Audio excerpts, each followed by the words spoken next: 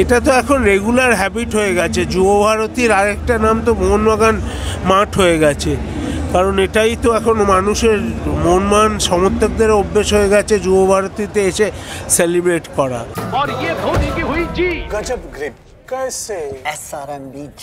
SRMB TMT बार की win grip technology cement के साथ बनाए मजबूत पकड़। Grip is important. গোয়াকে হারিয়ে সেটা সম্ভব হলো। ডেফিনেটলি খুব, দেখুন একটা জিতে যাওয়ার পরে একটা স্ল্যাকনেস তো আসা উচিতই, বাট টিম ভালো খেলেছে, টিম জিতেছে।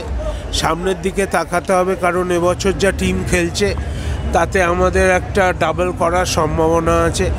ইনফ্যাক্ট এই লাইনেই সুপার কাপও আছে। সো টিম যদি এই রিদিমটা ধরে রাখতে পারে, যেটা খুবই ডিফিকাল্ট হয়, কারণ কন্টিনিউয়াস একটা সিজনে এতদিন ধরে একই রিদিম, বা টিমের যা পোটেনশিয়াল আছে, টিমের যা ট্যালেন্ট আছে, আমার মনে হয় না তাতে কোনো অসুবিধা হবে।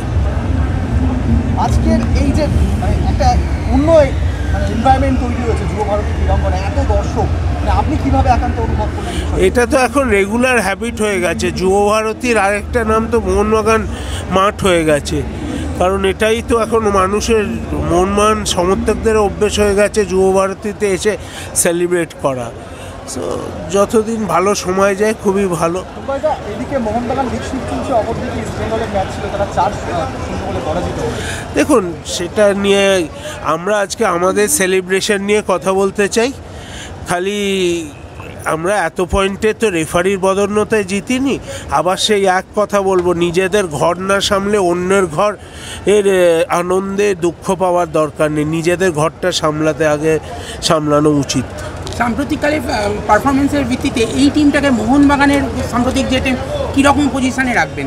দেখুন, মোহনবাগানে আইএসএলে আপনি বলতে পারেন এটাই শ্রেষ্ঠ টিম, কিন্তু মোহনবাগানের প্রচুর ইতিহাস আছে, প্রচুর ভালো ভালো টুর্নামেন্ট জিতেছে এবং প্রচুর ভালো ভালো প্লেয়ার খেলে গেছে। সো সেই অর্থে মোহনবাগানের কোনটা বেস্ট দল বলা খুবই কঠিন। তবে আইএসএলে এই টিমটা সবথেকে বেশি ট্যালেন্টেড এবং সবথেকে বেশি পোটেনশিয়াল এই টিমটার আমার মনে হয়। Extra time.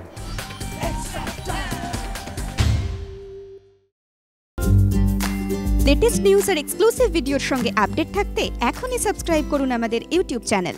বেল আইকনে ক্লিক করতে ভুলবেন না যেন।